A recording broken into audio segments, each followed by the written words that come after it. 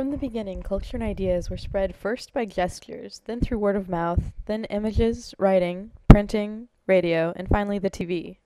The internet has become the new primordial ooze from which new culture, and specifically from which new ideas are born, spread, and then become viral. How they become memes. What's a meme made of? What's a word made of? Sometimes when people say, do memes exist? I say, well, do words exist? Look around you. Here will do, in this room.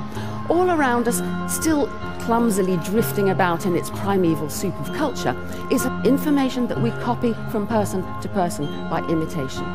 By language, by talking, by telling stories, by wearing clothes, by doing things. This is the Greek word, mimeme, which means that which is imitated. Remember that, that's the core definition, that which is imitated, and abbreviated it to meme just because it sounds good and made a good meme, an effective spreading meme. What's a meme made of?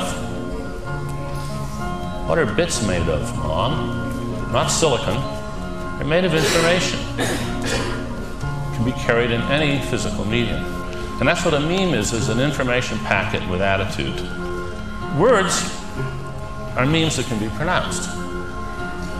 Then there's all the other memes that can't be pronounced. They're different species of memes.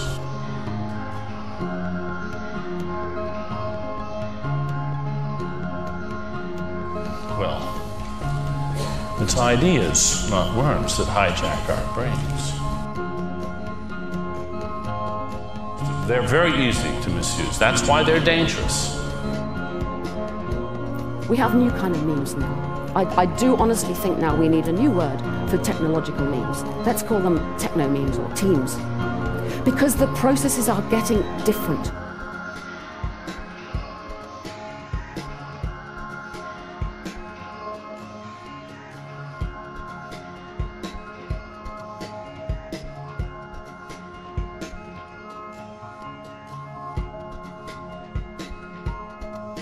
Our children are growing up very quickly learning to read, learning to use machinery.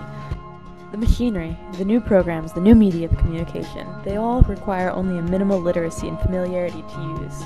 The skill and learning required to encode and decode messages, to communicate ideas, has never before been so easy. We now exist in a glut of information, all of which has been mediated, and the memes that emerge, the teams, are heavily influenced by the people who have learned how to manipulate these new media to popularize ideas, to replicate ideas, to create memes.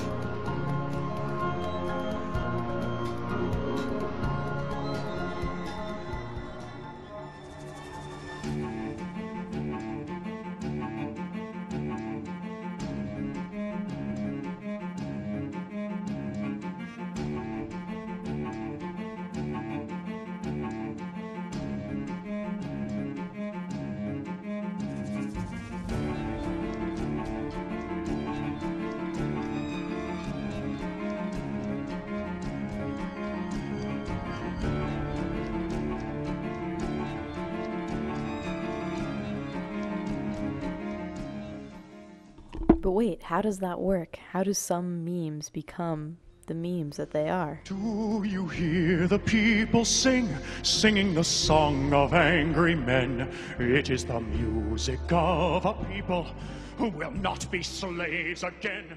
When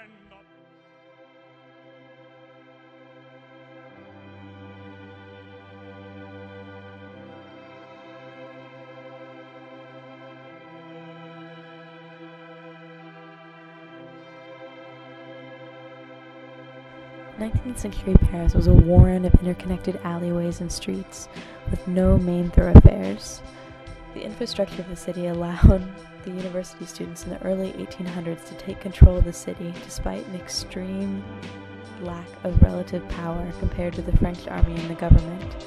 They were able to hold the city for several weeks using their knowledge of the byways to control traffic in and out of the main city. Eventually they were stopped, but the same can be said of many groups on the internet. The different media on the internet act as small alleyways, and there is no main thoroughfare.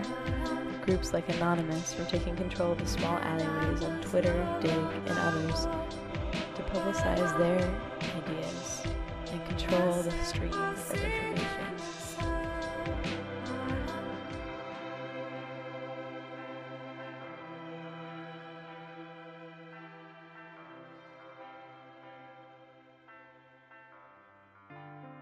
One of the most pervasive memes on the internet is the image macro.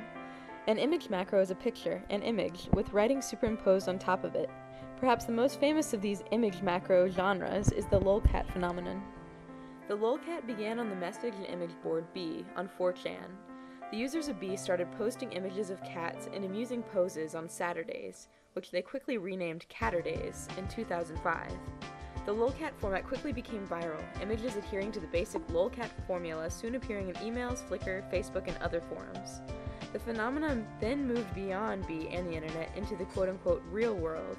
iCanCheeseburger.com published books of lolcats, and they have been seen in advertising panels and as amusing office images. The lolcat is both amusing and often cute, but the images reveal something about their originators, the anonymous users of B.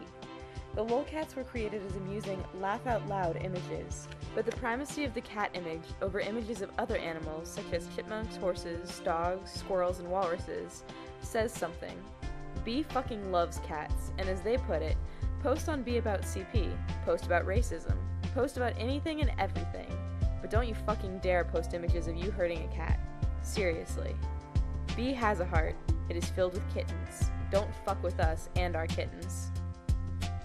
The truth of this statement was revealed when Oklahoma teen Kenny Glenn and his brother posted a video of Kenny abusing their family cat. Anonymous grabbed hold of the idea with a vengeance. They used their knowledge of the mediascape to not only publicize the video, but to identify Kenny in it and get the local sheriff to make an arrest. The Glenn's personal information soon began appearing on websites such as kennyglenn.net.